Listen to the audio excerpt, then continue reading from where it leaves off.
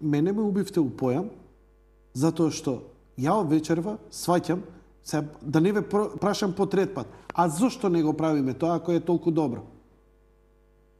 Велите дека тоа зависи од луѓето кои се начело на... Па све во животот зависи од луѓе. Знаеш што? Тоа е све во животот. Сакате да ми кажете дека од двојца, тројца со низок капацитет едноставно или зихерашко играње на сигурна карта или него нише чамецот и така натаму, едноставно не мрдаме од тињата со прашање зошто и како, добро е вака, статус кво. Мислам дека и тоа одраз на една општа состојба. Македонија не назадува, Македонија не напредува, Македонија живее статус кво ситуација. Секој политичар, секоја партија, све што ќе слушнам како изјава на секоја промена се рика и хистерично се напаѓа секоја промена за да се задржи статус кво ситуација. Ние сме економија на статус кво. Кажавме дека монетарната политика е статус кво. Па кога ја докторирав овде, имам ли бар шеска кај вас, професоре? Фискалната политика, како и претходната влада и оваа влада, е политика на статус кво. Ако анализираш суштината на буџетот 2007, како што е предлог буџетот на 2008, е буџет на статус кво. Зошто? Што значи не можеме да очекуваме и драматично различни ефекти, барем од лугата, што не до улогата на државата во економската. Каква врска има буџетот со ова што го говорите? Дека ја го поддржува статус квото. Буџетот е велат дека е најголем. Зголемувањето на буџетот сметате дека... Добро, и сега прашањето, тоа е, влегуваме сега во суштината. Дали голем буџет по дефиниција е добро за државата? Добро ли? Не знам, ја ве прашувам. Дали не, ја ве прашувам, вие сте економиста од Харвард, кажете ми, очено бараме одговори. И сега вака, значи тоа треба да го сватиме. Државата, значи економската вредност, барем во капитализмот, така, економската вредност, бруто домашното производство, се произведува од приватниот сектор. Државата не створува вредност. Државата зима од приватниот сектор. Јанко, дозволите ми, може ли на наједноставен начин да објаснам? Како не? Ево да речеме дека Македонија е земја што произведува, многу симплицирано, се извинувам, мислам не сакам да биде хумористично, но да речеме дека Македонија е земја што произведува 2 милиона крави, така? И тоа е све, значи тоа е синоним за све што произведуваме, така? Добро. Тие крави се произведуваат од приватниот сектор. Добро. Од фирмите и поединците кои се надвор од државата. Тие се тие што произведуваат. За да бидеме сите побогати, треба да произведат, да најдеме начин наредната година биде 2 милиона и 100, наредната година 2 милиона и 300, така? Значи на тој начин се зголемува економската торта. Добро. Кај што произведуваме, парите се само начин на изразување на економската вредност. Реалната економија е тоа што реално произведуваме. Сега, ако тоа е економијата, доаѓа државата и вели фино лепо што вие приватњаци произведувате 2 милиона, сега ние ќе ви земаме на вас 800.000 крави, така? И ние ќе ги потрошиме тие. На кој начин, како... Па ги потрошува за плати, за административ, за бюрократи, така, кој не, директно не учествува во производството. Тоа е буџетот, уствари. Па тоа е буџетот. Буџетот е зимање од приватниот сектор. И сега што се случува овде? Доаѓа државата и вика толку производство, сега ова година нема 800.000 крави да ви земе, ќе ви земе 900.000 крави. И ние викаме дека тоа е добро. Секој зголемување на буџетот. Може ли ми да иде, господине Дочев, зимање од приватниот сектор. Така, точно е ова. Ама што е буџетот? Буџетот е зимање даноци од поединци кои работат во приватниот сектор. Така. Што е буџетот? Кои ќе идат зимање данок. Така. Кои ќе идат за буџетарите. Значи ние кој повеќе, кој помалку платил повеќе данок. И сега прашањето е дали од аспект на економска вредност државата подобро ќе ги искористи тие пари или приватниот сектор. Сега јас разбирам. Ако државата зима поголем данок и го инвестира во патишта, инфраструктура, школа, здравствени објекти. Но ако го користите 90% од тоа на плати на бюрократија кои седе по канцеларии цел ден, а тоа е нашиот буџет, 90% оди на тековни трошоци, пензии и плати, тогаш што е добро во тоа што се зголемил буџетот? И затоа ви тврдам дека И овој буџет ова година е буџет на статус кво, кој уште повеќе го оптеретува приватниот сектор со зголемување на даноци. Иако се шират некои фами дека имаме намалување на даночните стапки, не сакам да само ова ќе ви кажам, се ширеше голема фама за рамниот данок. Ќе ви кажам дека рамниот данок како економска теорија, економска наука е фактично производ во Универзитетот Харвард. Со сигурност можам да тврдам дека сум единствен човек во Македонија што ги има студирано економските ефекти од рамниот данок и без да навлегувам во детали, ви тврдам дека Македонија нема рамен данок по класичните економски дефиниции на што е тоа рамен данок. Но не се, тоа е во некоја друга прилика. Значи, ако имавме намалување на даночните стапки, ќе се намалеше и буџетот. Тоа е ефектот на намалување на даночните стапки. Дали буџетот се намалува или зголемува. Ако се намалува, повеќе останува во приватниот сектор. Ако се зголемува, зимаш од приватниот сектор.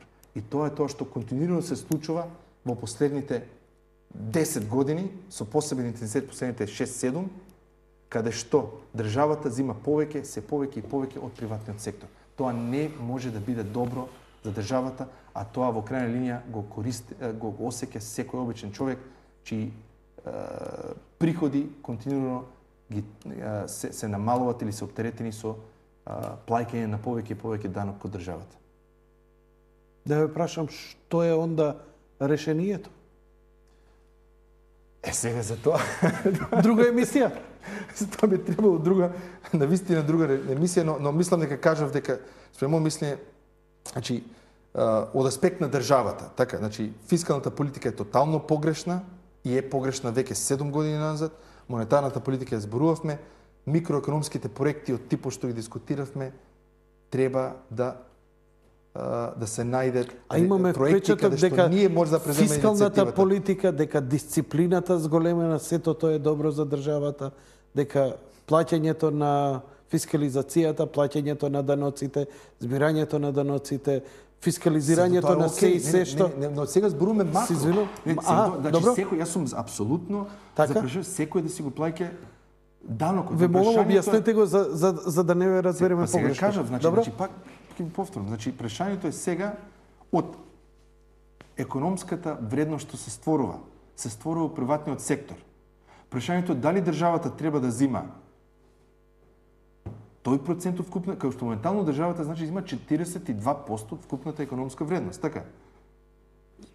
Тоа е буџетот. Буџетот представува 42% од економијата. А тој буџет е фактично зимање на даноци од економијата. И прашањето е како целина дали треба помалце даноци да се зимат, значи го намалуваме теретот. Пример, дали треба да плаќаме 18% ДДВ, значи не е спорно дека секој треба да плаќа ДДВ. Тоа не навлегувам во тоа. Тоа да плаќа ДДВ.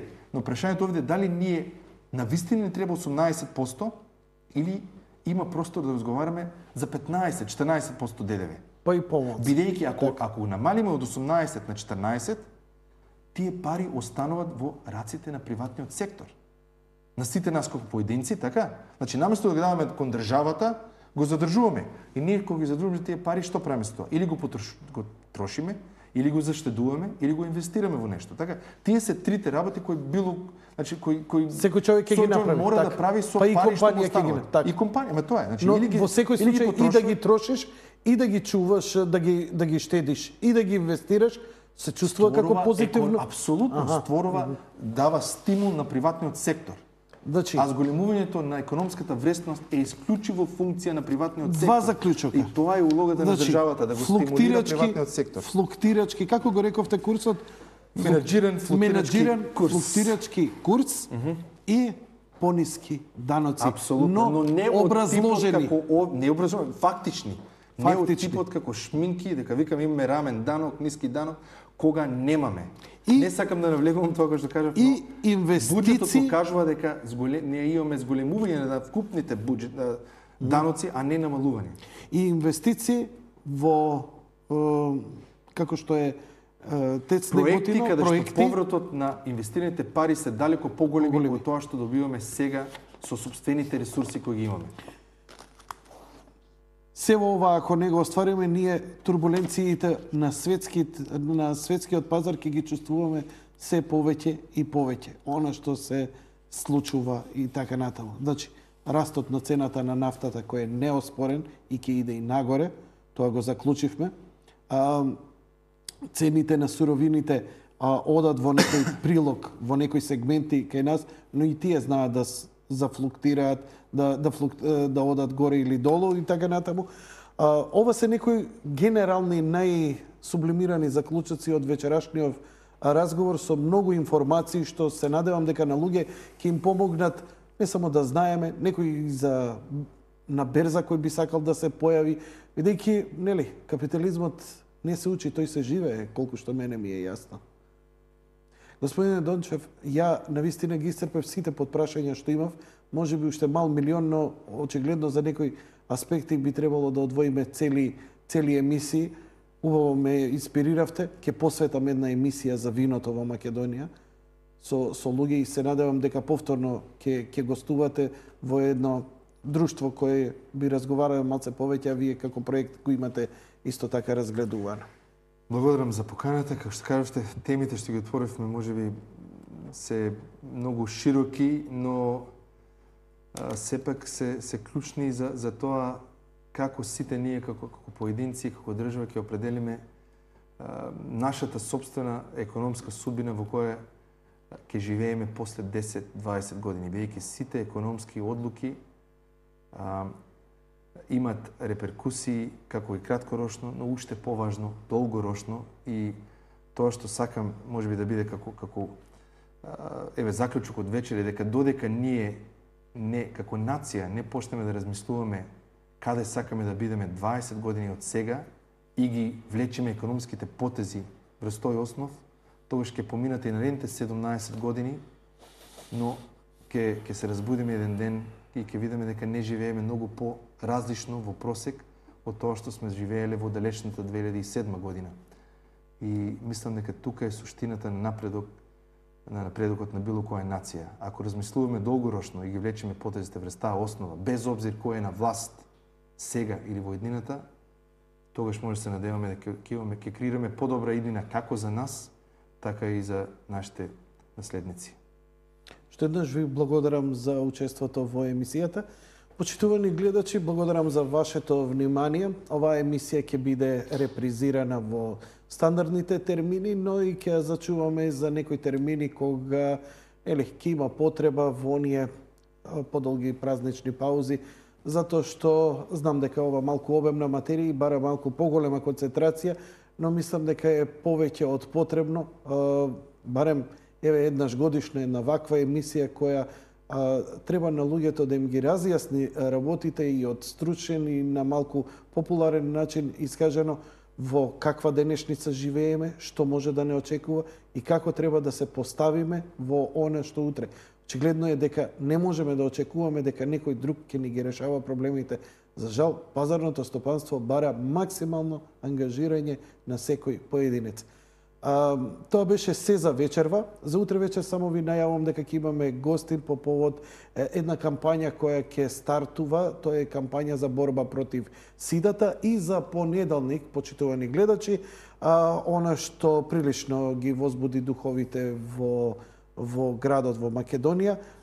Лилјана Петровиќ, менаџерката на Тоше Проевски, ќе гостува во емисијата.